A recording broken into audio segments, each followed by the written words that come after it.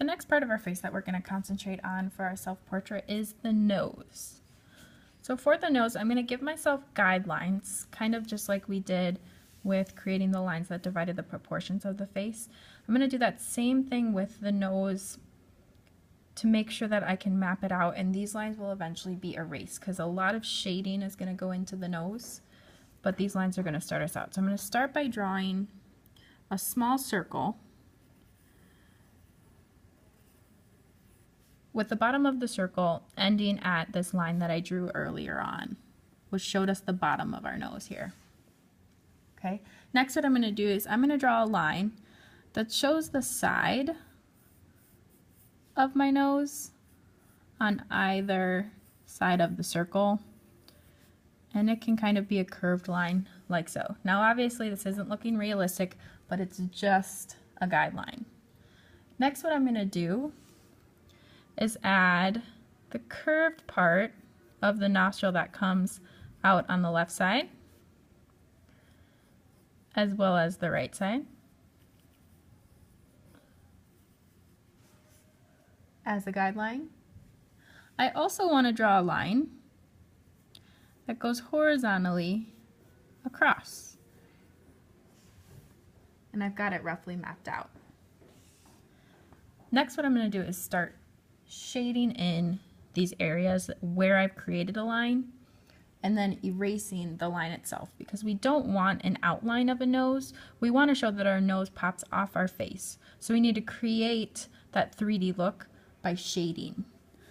So in order to shade, I'm going to create what looks like little scribbles all the way down the right side.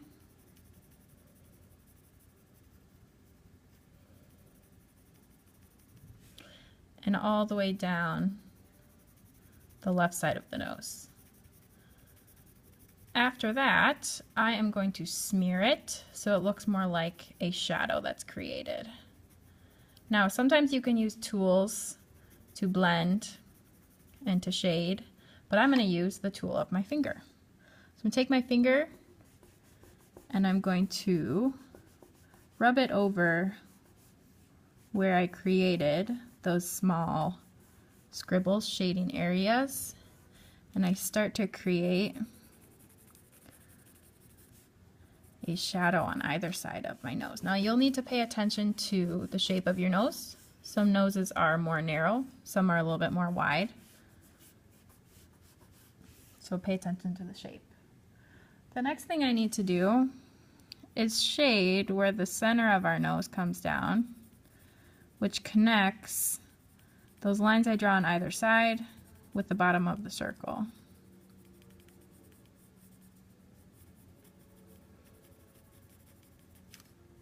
Using my finger again to blend.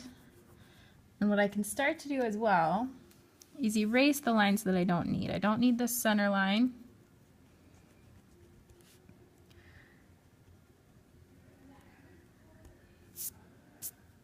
I won't need the top of my circle either.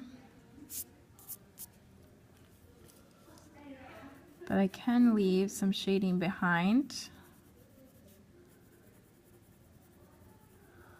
Without it really coming to a close again, I can shade where that line was to show that there's that round part of our circle. And it's kind of a give and take between erasing and shading to where it needs to be lighter and where it needs to be darker, showing that there is dimension to our nose here. Okay. Then I need to look further to the nostrils, which are marked by this line here. That's going to show where my nose curves up.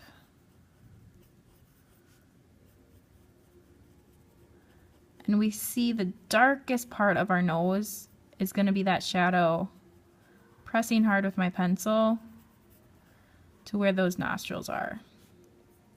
Now my nose, when I'm looking in the mirror, is a little bit more curved, so I can make those adjustments as well. And depending on what lighting is hitting you, you want to pay attention to where it's darker and where it's lighter.